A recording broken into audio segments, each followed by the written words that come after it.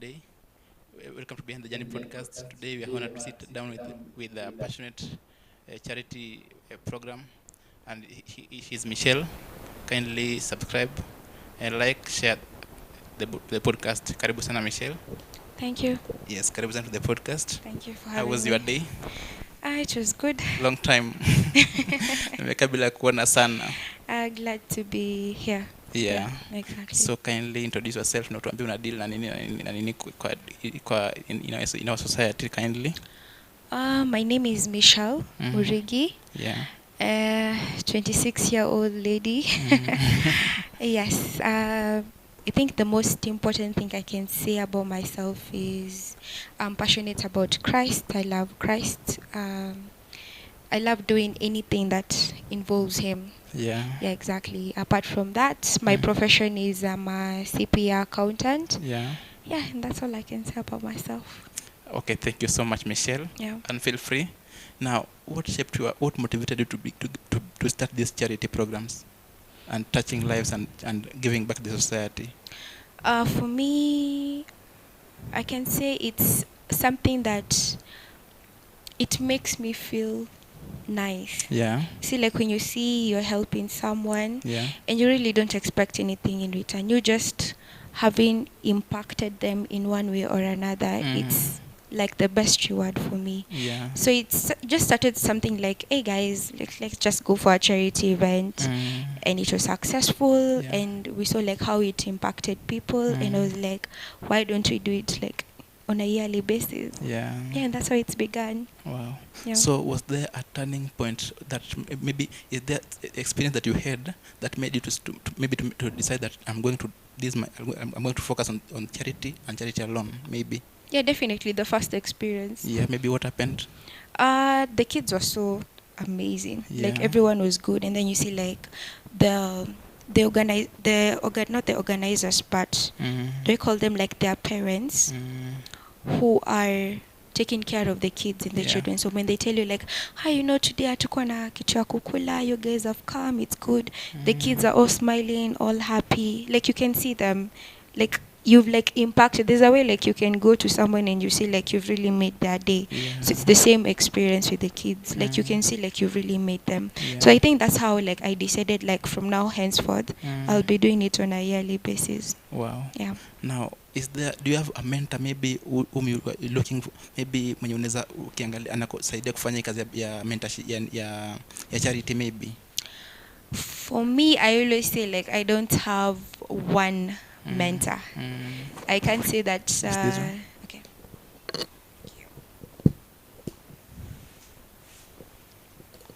Sorry for that. It's okay. I always say like I don't look at one person as a mentor, because I always believe that each and everyone is gifted in a particular area. Yeah. So I might be focusing my energy on one person, and like you can't have everything. That's what I always say. Sure. I might be gifted in some areas, and some areas are not my strongholds. So for me, I always have a lot of people who mentor me. As long as you're doing something and I'm seeing it's impactful, it's something that I can actually borrow, and me borrowing it will help me in one way or another, then I always take it. So my mentors have been a lot of people. There is Bishop, there is my mom, there is like anyone I see with doing charity events, by friends and everything. So for me, I believe a mentor can be anyone. As long as you're doing an impactful thing, you're a mentor. Wow. Yeah. Now, you are a youth. You said you're 26 years old. Yeah. What makes you grounded? And maybe maybe na kile kikundi kingine cha vijana chenye wanafanya maybe are involved in drugs, nini nakufanya nakuwa grounded in your mentorship and charity programs maybe? I can say it's maybe the kind of friends that you keep, because for my charity events, most of the people whom we've worked with this journey, because we began in 2021, it's usually actually a church cell group, because in our church we have different cell groups in our youth ministry. So we were like beyond just us doing church things that is within the compound, there is something else we can do. This was how the charity event began. Like, let's go somewhere and like just give back to the society. We always say it's a form of like giving back, like giving thanks to the society. So like that is how it began. So for me, having friends whom I'm able to walk with that journey, people whom we share the same vision, because these are people like who also like helping, like making an impact to the society. That's the main thing. So for me, what I can say that has helped me grounded is being around people whom we share the same vision with, the same focus with, and definitely praying. Because I can tell you, like, organizing a charity event is not easy, because you need funds, you need people. There are a lot of things that are involved. So I can say, when God places people around you to walk with you that journey, and you also do your prayers and keep trusting, yeah, that is what has grounded me this far. Now, you've talked about funds. Maybe do you have some donors, maybe, or how do you manage to raise funds for charity events, maybe? So when we have a charity event, what we do is we come up with a poster. Yeah. And once you come up with the poster, definitely we have the M-Pesa numbers. Yeah. So how do we get the funds? We reach to our church members. That is usually the first thing. Yeah. Then you as a person, or like me as Michelle, I have my friends back at home. Yeah. I have my friends at work. I have my family members. So it's always just telling people that, hey, we have a charity event and we just need you to like assist us with anything. We always say like any amount is highly appreciated. So we don't give like a standard amount. Give us 200, whichever you want, you give us. So that is how we get our money ourselves. If you have money from your own pocket, unaweka. But mostly I always say, like, in this life you need to hold each other's hand. So you need to work as a people. You can't do, there's some things that you can't do alone.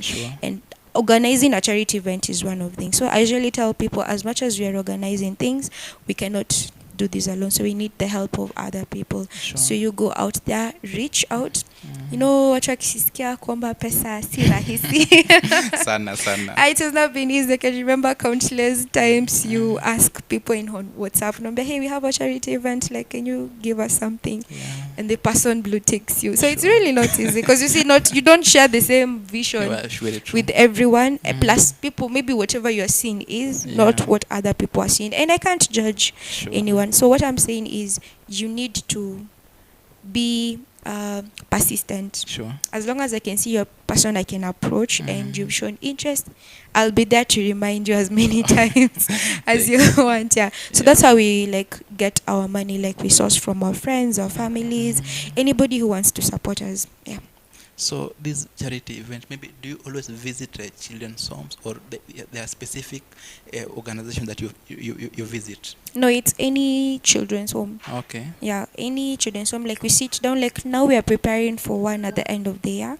Because currently from, was it last year? We were doing once before, once every year. That is at the end of the year. Then last year we began doing it twice. So we had off our first edition for this year in June, 1st of June. Then we'll be having the other one in December. So what we do, we just gather ourselves together and we're like, okay, we're going for our next charity event. Anyone with an idea of where we can go, you can source. Maybe if there's a place where they have requested us to visit, or maybe you know a children's home that we can go. That's how we get to know the places. So we do a pre-visit first. At least we make our intentions known to the place, because you see, every place has rules. So you need to go and you need to respect the rules of the place. You need to go identify yourselves, know the rules, know what they need, and also be able to check what do they need, so that you can include them as part of your donation. So doing a pre-visit is always important. So we don't have specific children's home that we go to. Where we are told we can go and impact their lives, that's where we go. Wow. Kindly make sure next time when you organize one, let me get the poster and tell me in advance, so that I can throw my support also, because you are doing a good job, by the way. Thank you. And impacting lives is something that I support the vision. And in your next program, I'll be part of it. Okay, thank you so much. Kindly remind me. I will. Thank you so much. Now let us talk about mentorship. Maybe why do you believe mentorship is important to the youth, for the youths, maybe? You know, we always say that everyone, there is either someone who talked to you, or maybe you had in a video, maybe TikTok, YouTube, like a video, like you just had someone mention something, Yeah. and it's from that words that he or she said that actually impacted your life. There's some things that you always say, if nani na nani hagesema, or if I couldn't have seen that video, Yeah. then I will not have done this and this. Yeah. So mentorship is very important. Sure. Like I said before, we are all gifted in different areas, and if it's me, for example, I'm gifted in, maybe if it's charity, or maybe just guiding girls and doing the mentorship programs, if I'm able to come and maybe speak something that is going to help you, that is mentorship. So each and everyone can be a mentor. Very And true. mentorship is what drives our society, because at the Yeah. end of the day, you need to get inspired. Like you can't live your life alone. There's always something that will spark you, either to Yeah. wake up, kama umekuwa ukilala, or Very maybe true. to give you the drive to actually push more. So that is Yeah. what mentorship is. Yeah. Wow. Thank you. Now, Michelle, what are some of the challenges that maybe youths are facing at the moment? Challenges are many. Now, as a mentor, maybe umekuwa na wakati mzuri kuongea na vijana, ni changamoto gani wamekuambia wanapitia, maybe the common challenges, nakwambia that ukiuliza vijana 10 utapata the challenge ni same among these 10 youths, the common challenges maybe. What I can say is being, I don't want to say like maybe being purposeful, but youths are people who like have dreams. Yeah. They're people who have visions. And most of us, me included, are people who like want to, like be someone or make something meaningful or purposeful from ourselves when we are young. So see, like right now, if maybe most of the youth are being faced with things of unemployment, Yeah. finances issues, even relationships these days Yeah, have sure, become sure. like a big thing. And right now, you're seeing in our country, like people want to be like more close to God with all these drama feast and everything that is going on. So what I can say, the biggest challenge that I've seen people, or most of the youths have, the ones that I've interacted with, is for them to achieve their goals. You're like, for example, like 26 years old. Yeah. Like these are the visions that I had, these are the plans I had, but now because maybe there are no resources, there are no funds, this and this has been happening, I've not been able. So you start asking yourself, like, will I really be able to? And that is what actually gives people depression. It gives people pressure, and others even end up committing like some, I don't even know what to say. We end up making the wrong choices because of that pressure that we have. Yeah. So that is one of the things, like having to accomplish whatever you wanted to accomplish at that time. I can say that is the biggest challenge. Wow. Yeah. Thank you so much for explaining for that for us. Now, Michelle, maybe about mentorship, how do you identify mentees, or what are the qualities that you look after, and then unasema huyu inafaa ongeleshwe? Okay, so I always say that first of all, you need to, or what I usually say is, as long as someone is ready to listen to you, then you already have an open platform. Yeah, sure. Because you see, you might go, you're all ready, you are the best mentor there's ever been. But if you go and the person is not ready to listen to you, or is not maybe in a capacity to listen to you, then I really don't think it will be like doing much of an impact. So for me, I think a mentee is anyone who is ready to listen to you. It's like you coming to buy, you coming to sell to me a product. It's not a must I take whatever you're saying. Sure. Same way with mentorship. Doesn't mean that from every mentor I'm supposed to take whatever you're saying. So as you're selling for me a product, I'll be like, okay, tell me more about whatever you're selling. For example, if you're selling the book, okay, tell me more about the book. You'll tell me your highest notes and that. And then it's not for me, my decision to see from whatever you said, whether I'll take the book or not. So it's the same as mentorship. Anyone can be a mentee as long as this person is ready to listen to you. And then whether they'll be impacted or not depends on how they receive it, how they receive the message. You can't put the knowledge it's in like, exactly. It's like in like for example in high school, especially we love using the word high school. That those subjects, the teacher is the best, but no matter how he teaches, inaingia pe kitokee sending exactly. Sure. So I think some things for me, just say as long as you're ready to give me like 5 minutes, I speak to you about something, you're already a mentee. Wow. Yeah, exactly.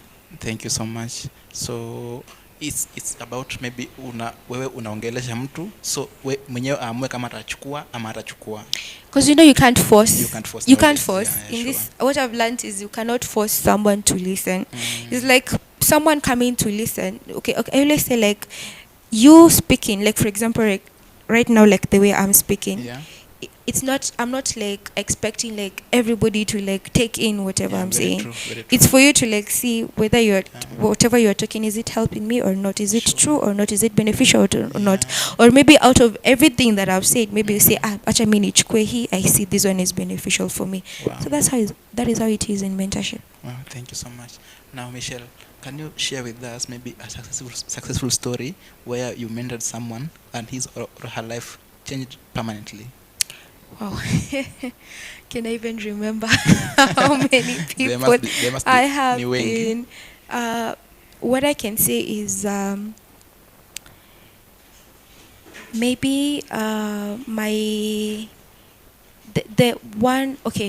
of the most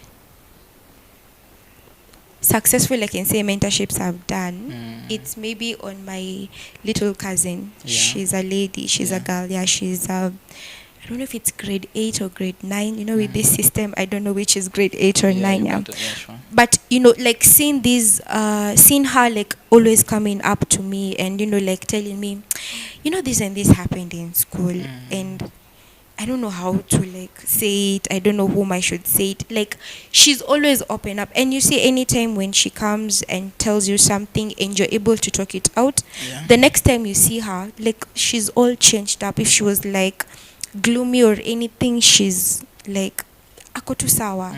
And you're saying, like, I was looking at myself because me, I'm the last born, and I was like, hey, maybe sasa nimeanza kukua big seeds sasa. You see, like, like someone, I always say like this, someone coming to you for advice, never take it for granted, because in one way or another, there is something that they have seen in you.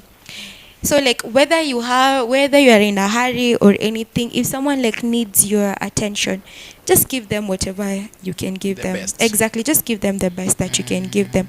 So for me, seeing her and like how she has opened up and how she is right now, for me it makes me feel well. Plus many other stories. For me, I always say, like, in each and every place, as long as I've seen that I've talked to you, even if it's just once, and maybe on that something I was able to assist you, it may not be sometimes 100%, but even if it's 70%, for me, I count it as a successful story. Sure. Yeah. Thank you so much. Now, in your journey for maybe charity program, you said you started in 2021. Yeah, 2021. Now it's 4 years or 5. I think it should be like 5 years. Yeah. Now, this is the 5th year. Yeah. This is the 5th year. What are some of the challenges that you faced in between in your charity journey? So one of it, so when we were beginning, definitely was how to access the funds. Like I said, you would approach someone. And not everyone you share, it's not with everyone that you share the same vision. Sure. So like maybe that those people will tell you like, hey, like, thanks for informing me, but right now I don't have something, which I respect. And which is actually a good thing, because you see I don't know like which position you are at the time I have approached you, so which is good, but at least this person has actually shared. But one of the biggest challenges I think I usually face personally myself is where you request for funds from someone or for support. Actually, the word is support, but this person doesn't communicate, just quiet. You follow up and mwisho unachoka tu unaachana na yeye. So I think on getting the funds for it, it's been quite a challenge. But also what I can say, it's we have never gone out of the budget. Like, the funds that we get are always sufficient for whatever we needed to do on that day. So that despite that process being challenging, but at the end of the day, God still comes through for us in the end. Then another challenge I can say is there are times maybe you would go to some children's home, like maybe this is what you guys had agreed and expected, but unfortunately on that day something just happens. Exactly. And I think that has happened to us twice. Like, you have agreed that, hey, we are coming on this day, and maybe these are the activities that we have and everything, but now you go on that day and you find that for them they have changed the program, and maybe the program that they have, they've changed does not align with yours, and no matter how hard you try to like combine the two, it doesn't work. So sometimes you just say, hey, tumeshafika, yeah, we have seen the kids, we could not continue the program, but this is what we brought for you guys, and then you leave. So yeah, though I think that it just happened to us in 2 children's homes. But yeah, that so those are the 2 main challenges I can say: getting enough funds and ensuring that whatever you guys have had planned on the pre-visit is what actually you guys get. Yeah, but out of that, yeah, everything has been well. Thank you so much. Now, from 2021 to 2025, you said the last event you had was in June, right? At June of this year. Yeah. Is there maybe, have you ever planned for an event and ikafika point fail due to lack of funds? No. It has never happened. Never happened. Wow. Thank you. So just kidogo tu. Yeah. Now, what's the difference between giving to impact, in your own opinion, and giving for recognition? Giving for recognition is, hey, I went for this children's home and I gave them a lot of money, and sikutafuta hiyo pesa kwa urahisi. Yeah. But mimi nataka ujue hiyo ndo nilitoa 50,000 ilikuwa yangu yote. Like you wanting for people to like know, like lazima ujue nilienda children's home. There is giving an impact is you giving, and whether people recognize you or not, whether people even applaud you, which shouldn't even be a thing in charity. Like I think it's whether people recognize your efforts or not. As long as you have gone to a children's home and you have given whatever you had, that is now given in terms of impact. Sure. But for recognition is you want everyone to know you helped. Yeah. You just want everyone to help, and you want them to praise you for helping. Let me just cut you short kidogo. Kuna kitu mimi personally niliona with my area MCA at home. Kuna siku alisaidia mwanafunzi kulipa school fees, and then he paraded this student on social media that amemlipia school fees, akampost kwa social media. So to me, sikufurahia hiyo kitu, by the way. So is it good after ume impact someone's life, is it good to parade his or her life on social media maybe, ama ufanye and then nachia Mungu, ikwesi between wewe na Mungu?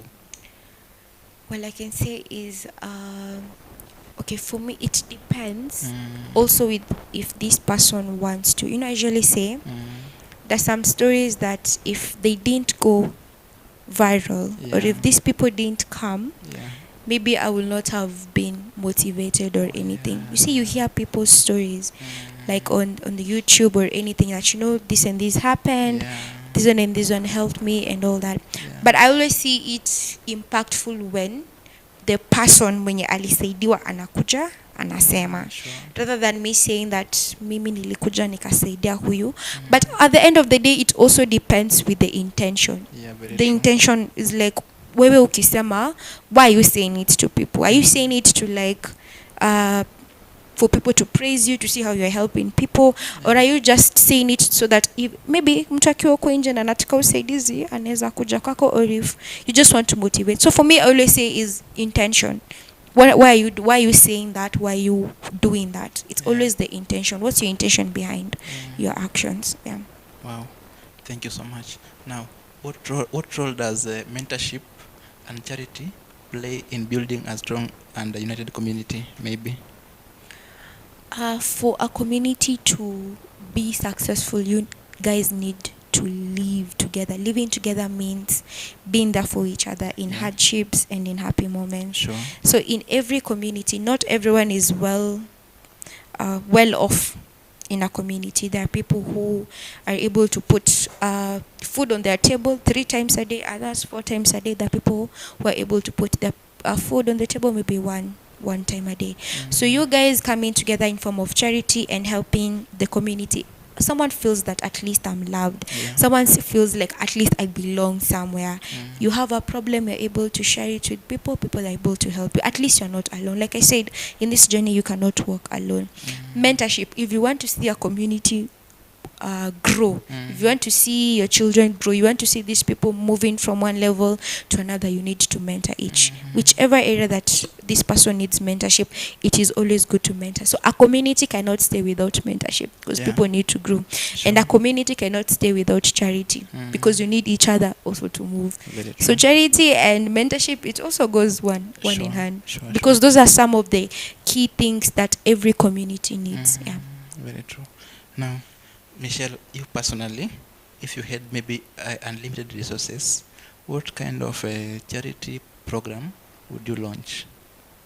If I had Unlimited resources, maybe uko na access to money, to nini, charity program gani unge launch? Maybe ungekufungua children's home ama ungefanya nini, because you are in this field ya charity. Yeah, I think I would open more of as a company, don't know whether to call it a company or an NGO, in that I will not just focus on a children's home. yeah, My funds will be, if it's to build a children's home, I think I'll actually start a charitable organization. That is what I'll do. okay. But my charitable organization will not be like focused only on children's home. It will be focused on any area that needs help in the community. You can do children's home, you can build your own children's home, definitely. Yeah. You can assist other children's home in terms of the projects that they have, which is still acceptable. You can do visits even to the prison. I think that is one of the things I've always wanted to do. Yeah. And I hope that God helps me that I be able to do, even doing visits to the people in prison. Sure. Because you see, for our group, it's not only focused on children's home, only that now we just began with children's home, because you have to start somewhere. Yeah. So maybe when we expand and we grow, we would now be looking at going to the hospital. Maybe today we say, labda tunaenda this hospital. We go and help the people who do the services there, help them, visit the sick, pray for them, go to the prisons. Because I think there's one group I saw, they went to the prisons. They cooked, actually, they were involved in the cooking. You spend time with the prisoners, because at the end of the day, they're also human beings. So for me, if I'll get unlimited resources, I'll just have a charitable organization that helps in all areas. Wow. Yeah. What about maybe in US? I see kuna hizi organizations ya take care of the elderly. Maybe do you have maybe some thought about maybe taking care of these people because wamesaulika? In Kenya sijasikia kama kuna organization deal with elderly people.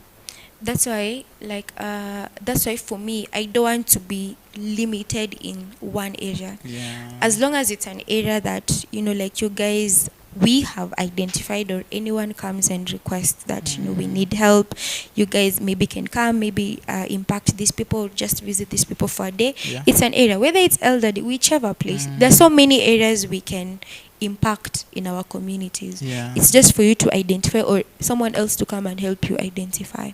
So I don't think we should be limited. Sure. But that is no for me. I do not want to be limited in just one specific area. Yeah. Wow, thank you so much. And if one day God blesses you kindly, think about doing something for the elderly. Yeah. Yeah. So maybe where do you see your mentorship and charity program initiatives for the next 5 years? For the next 5 years, I see myself with that charitable organization. Yours. Mine. Wow. Because it's something that I love doing. Yeah. Yeah, so like kama say kichwa inakimbia, December is coming. We need to have a children's home in place so that you can start to prepare early, because planning early is very efficient, especially in terms of getting the funds. So for me, in 5 years, I've seen myself with a charitable organization. I see myself having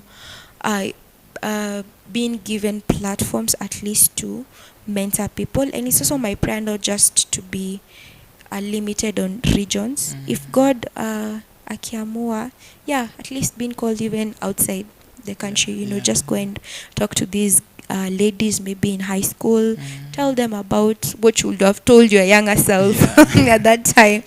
So that's where I see myself in the next 5 years. Wow. Yeah. Now, there's a question here. Have you maybe what advice can you give to a young person who wants to start the charity programs but don't know where to start from? What I can advise is come together with people whom you share the same vision with.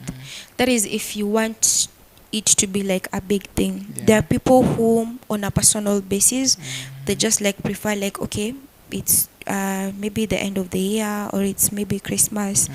I need to give back to the community. So there are people who are well off. They will just go buy something, ya peleke, like without even involving people without it. So if you're that kind of a person, I would say you go with it, go along with it.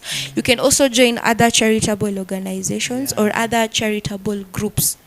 Just begin something. I would say like youths in church. Amweni December mnenda mahali, mnenda a certain children's home. Come up with whatever you will come up. I always say whatever you have gotten, that is what you take. Sure. Don't have like pressure or anything. Whatever you have gotten, work with that, because any small thing, there's never a small thing. I always say there's no small thing in charity. Akunanga kitu ndogo na akunanga kitu kubwa. You know, someone might think like when you give us 1 million, I will applaud you and praise you. I always say like there is no big or small thing in charity. Very Anything you bring is acceptable, because at the end of the day it counts, because it's a hand that gave. And you gave according to your will. So whether it's big or small. So if you want to maybe go along this path of charity, you need to like act upon it. Either you do it alone, but I always encourage people, chukua marafiki, usiweke baraka peke yako. Take your friends, decide this is the charity children's home you guys are going to visit. Source from funds, from people. Mimi nasemanga sinanga aibu kukuitisha pesa ya charity. Ya nywele sitakuitisha na credit sitakuitisha, lakini ya charity sitasikia aibu. Because at the end of the day I know that maybe there was someone who was just alikuwa nagoja tu uniambie hivyo tu, niambie tu, ungeniambia ningekuja. But sasa ukiogopa. But I always say it's never an easy thing, and I think that is one of the things I noticed that some of my my members were like shying off, because you see it's never an easy thing to like ask people for money. So I always tell them like, kama unataka walk in this path, there's one thing that you always need to keep in mind. Why are you doing this? You're not doing this for yourself, you're doing this for the kids. So anything you do, always remember that you're doing it for the kids. How you even ask for money, you are doing it for the kids. After you've received the money, how you handle the money. You say like you might be associating for funds mpate, but now what do you do next about that money? Do you just use it anyhowly? Unanuna kenye unafikiria inahitajika? How you handle everything you do when it comes to a charity event, you should always remember that this is not for you. You're not doing it for yourself, you're doing it for this kid. So anyone who wants to come to this journey, chukua rafiki yako moja or something and start from somewhere. Even in Azanga, you start something small and it just ends up becoming something big. Wow. Yeah. Now, how many are you in that team, in that organization? Atuna specific numbers. Okay. Yeah, exactly. Because it's not okay. It's not like an organization yet, because it's not registered or anything. We are a group of youth members from our church. From our cell group. Our cell group is called Kingdom Lighters. So even our posters, you'll see them written the Kingdom Lighters family. So we are just youth members from our church who come together, and apart from the things that we do in church, this is one of the things that we do. So what we usually say is we have the original members of the cell group, like vile mulidivaidiwa church, hivyo mkaambiwa you are members, but now we get more members each and every year. And even you as my friend, you can also be a member. So when it comes to charity, it's not that you're a Kingdom Lighter, you're not a Kingdom Lighter. When it comes to charity, you always say, yo siku kuja na mpwa wako, kuja na neighbor wako, beba kila mtu mwenye unataka akuje. So it's never about numbers. The only thing is, as long as you want to come and join us, you're free. Wow. I think I'll work with you guys, because I love impacting lives, by the way. It's something that I've been thinking of, and it's time to take action now. Yeah. Now as we finish, Michelle, what's one action that you ni nini unizambia watazamaji yoyote, mtu yote anatutazama ambaye anaona kama maybe kupeana kusupport charity organization ni kama is a waste of money? Ni nini unizambia mtu kama wewe? What I can say is these funds and this support go a long way kabisa. There's one children's home that we went, that was last year, and vile tulipika lunch and they ate. the lady came and told us, and she was like, we didn't have any food in the store. Wow. Like, we didn't know what you are going to eat today, but you guys came. Those are the things, like, usually say, like, and that's why, like, for me, I always, when you guys, from the people that I source funds from, I always, like, write their names down on how. Yeah.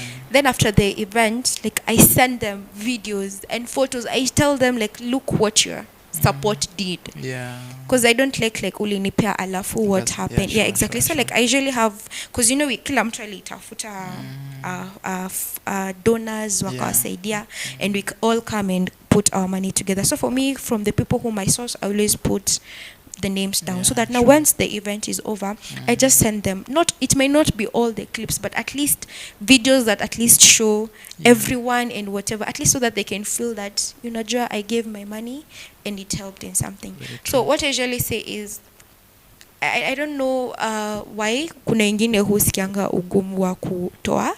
Maybe some think that labda mnaenda kukula pesa. Yeah. And I don't blame them, because there's some people I believe they have ever done that. Yeah. So you can never like know why. Every person has their own individual reason. But for me, what I can urge everyone is, whenever these charity events are there, always support them. And may always encourage people who support me. Yeah. Ukini support kuja tuende. Sure. So that at least you can also have that feeling of helping something. Because the next time nikikuitisha pesa, you'll remember the experience that you got from the first. You'll have seen it with your own eyes. Definitely kuna wengine labda huwezi kuja siku, but always encourage people, as you give, also come. So as these people come to approach you for funds, just help in any way. Sure. And then if you maybe like 50-50, you can do a follow-up at least. Mimi nasemanga, it's never wrong to do a follow-up. Hata tu mata jirani useme, confirm watu walienda. But I don't think it should be like that in charity. Yeah, sure. The main thing that you're supposed to be thinking in your head is, this is a charity event, I'm helping a child. Yeah. Whether this person whom you've given your money uses it for charity or God, that's an accountability that he has to do with God. Yeah, sure. Because you can't always keep someone accountable all the time. Because nikisha kupea utanyambia labda ulienda kutumia hiyo pesa kwa children. So na labda kuna hata 10 bob uliacha. Ukasema acha niweke kando ninunue sweetie ingine nipeane. Sorry to ask this question. Collect 50,000, let's say, do you make sure if 50,000 yote imeisha towards the charity event? Of course. You have to meet us lenye buy credit for your own purposes. The thing is, you always have a budget. Yeah. I'm an accountant. Yeah, You always work with budget. You can't just be given 50,000 alafu useme natoa 5,000 naenda kununua skari, natoa ingine 2,000 naenda kununua 2,500 naenda kununua mchele. It's always before tamwanze ku okay, this is what we usually do. Before you even start asking for money, you guys need to sit down and come up with a budget. We went for a pre-visit. This is the number of children that they have. So this is what maybe they said that they want sana, maybe some utensils or some things or some food, nini. So you put everything down. We went to the same place. How much will it take us to the same place and from? That is transportation that is needed. In case of any miscellaneous thing or anything, tunaikanga hapo. Na pesa kibaki, because there's some instances where we have money remaining, we always put it aside because we'll still need it for the next charity event. Very true. So it's either you put it, it's better you like, nasemanga, even if you get most of the money, like pesa mingi sana, don't just use it juu umepata pesa mingi. You guys had a budget, follow the budget. If anything extra comes up, then you can take part of that money, add it, na mpeane. Ikibaki, put it in your next project. And it always comes a long way. Because sasa mkianza budget, you're knowing, if maybe our budget is 100,000, we have 30,000 in our account. So now we are working towards 70,000. Yeah, exactly. So in everything, you need a budget to work for. Si budget ekwangi tu kwa ofisi peke yake. Lazima ukue na hiyo budget umeweka. This is how, and after every charity event, there is always an accountability of how everything was used. Because I always say, being a leader, you need to be open with your team members. Sure. Tell them that this is how much you collected, this is how much you have used. Kama imebaki sawa, kama ikubaki haikubaki, but at least be open and transparent and accountable for it. Very true. Yeah. Now, in your team, do you have some leaders, maybe the chairperson or someone who spearheads the whole team? The spearheads, I'm the leader of the Kingdom Lighters cell group. Yeah, Wow, exactly. wow. And I work now with my team members. Yeah, now you have the treasurer, the secretary, and all of the. Remember, like I said, this is not an organization that has a chairperson, a treasurer, a secretary. This is a cell group. There are many other cell groups in our youth ministry. So this is a cell group, and any cell group only has a leader. Because treasury and all that ni story. So the leader is the one who comes up, who takes the money, stays with the money for accountability purposes. But that's why I'm saying, like, as a leader, I can't work alone. So you need to delegate duties where endo utengeneze poster. Your work is just to ensure if this person I delegated this assignment amemaliza, amefanya, kuna mali ameshindwa, where can we do? So for me, I think mine is just leading, and leading comes with delegating. As a leader, huwezi fanya kila kitu, and I think that's where most leaderships zinaangukanga. You know, you want to be a leader, you want to be the treasurer. Okay, definitely, you want to be the treasurer, you want to be the secretary, you want to come up with a poster, you want to be, yani hata a member hazi toa opinion yake, and that is where people fail, because you feel like you're not being heard. So the moment you just open up and you make everyone comfortable and knowing that, you know, hey, I'm the leader, but that doesn't mean that I'm the one who gives everything or like says how things go all the time. Yeah. Exactly. Now, as we finish, Michelle, how can people connect with you? Maybe if someone wants maybe to support your charity program, mtu anaweza kusupport aje? Because umesema kuna another event in December. Yeah, in December. So ni vipi our audience, because kuna audience watu wako very capable, and maybe if someone is willing to support you, ni vipi mtu anaweza access aje? Maybe unaweza tupia namba yako ya simu, ama unaweza tufanyia aje ndio mtu apate hiyo support maybe? Okay, so for me, I attend ACK St. Christopher's Church Youth Ministry. So that's where I fellowship. So mtu akitaka kutupata sisi as a group of Kingdom Lighters, you can get us at ACK St. Christopher's Church, Mathare North, just some few meters from here. Yeah, exactly. But personally, yes, you can access me via my personal number. My mobile number is 072 111 7413. 072 111 7413. Yeah. At least when you call, tunaongea tu. Exactly, we're able to see, because at the end of the day, like I said, it's for the kids. It's never about you, it's never about me. It's always for the kids. Yeah. Thank you so much, Miss Michelle. You are Miss Ndio. Miss Michelle. You are Miss Michelle. Yeah. Thank you so much for your time, and continue impacting lives, continue giving back to the society. It's a call. Maybe sisi sema ni kitu ulijianzia mwenyewe. It's a call, maybe it's an assignment that God gave you, and then akasema that's your call, do this, and then Mungu atakuja through. So the moment you started this program, God will send the donors, people will support you, and I'm really praying that this event iende mbali, and you one day ukuwe na your own, maybe let's say your own children's home, and maybe some your organization that maybe if maybe you are the vision bearer, you are the vision bearer, because you have the dream, and to support, like here December hii nikwambia unikumbushe support sana. I will. Yeah, nitaongea na marafiki zangu pia kule nje pia wa kusupport. And I think also it's, if maybe I can add before we end, everyone has been called to help, because you see our main theme comes from the book of Hebrews 13:16. It says, do not neglect to do good and to share what you have, for such sacrifices are pleasing to God. Just the same way like God told us, love your neighbor as you love yourself. That is where the love comes in. You cannot love your neighbor if you're not sharing with them, because love is a whole big topic, but when it comes to helping, everyone has been called to help and to share what they have with others. Thank you so much. Wow, what an uplifting conversation with Miss Michelle. We've learned so many things from her, and my takeaway is there's no small amount or huge amount that can impact lives. Whatever you have, either small or big, chenye Mungu anakuongoza nayo, kindly support these children, support the elderly, do something to impact lives, and then by doing so, Mungu pia atakukumbuka.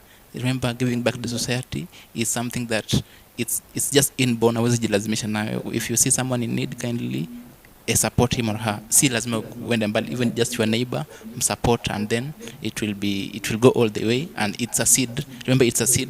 Wewe pia mtoto wako ama someone close to you atasaidiwa sana. Thank you so much, our dear viewers. Kindly, if you are watching up to now, kindly subscribe, like, share the conversation. Until next time, my name is Brian Omondi, the host behind the Journey podcast. Have a blessed night. Thank you so much.